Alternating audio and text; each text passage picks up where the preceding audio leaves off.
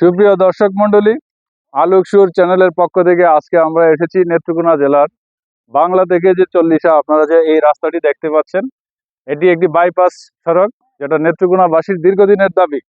তবে এই বাইপাস সড়কটি হওয়াতে আমাদের সবারই উপকার হবে। নেত্রকোনা শহরে আপনারা অবশ্যই জানেন যে প্রচুর অটো রিক্সার যে জ্যাম, এই জ্যাম ক্রস করে শহরের ভিতর দিয়ে যে বড় বড় গাড়িগুলো যায়, দুর্গাপুর থেকে আসে, মধ্যনগর, ধর্মপাশা, মোহনগঞ্জ থেকে আসে, বিভিন্ন ট্রাক আসে, ধানের ট্রাক আসে, বালুর ট্রাক আসে। এই ট্রাকগুলো শহরে যখন যায় খুব জ্যাম হয় এবং সাধারণ যারা যাত্রীরা রয়েছেন তাদের একটা দীর্ঘদিনের আশা, যদি এই বাইপাস সড়কটি আমাদের একটা স্বপ্নের সড়ক, এই সড়কটি দিয়ে যদি এই বড় বড় যে ট্রাক বা বড় ভারী যে যানবাহনগুলো সেগুলো যদি নেত্রকোনাকে বাইপাস করে যাওয়া যেত তাহলে আমাদের সবার জন্য উপকার হতো। তো সেই সুবাদেই সরকারিভাবেই এই রাস্তাটি মেরামতের কাজ চলছে এবং চলমান কার্পেটিং এর কাজ চলছে, আপনারা দেখতে পাচ্ছেন।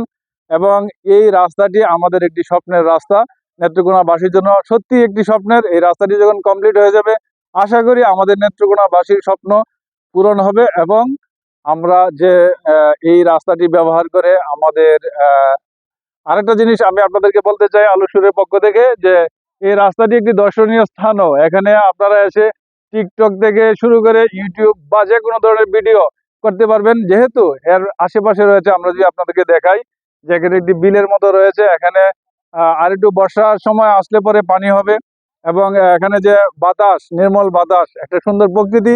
এই পাশেও রয়েছে গ্রাম, গ্রামের পাশে রয়েছে বিল এলাকা। এটা বর্ষাকালে পানিতে টইটুম্বর হবে এবং প্রকৃতি একটি অনন্য রূপে ফিরে আসবে।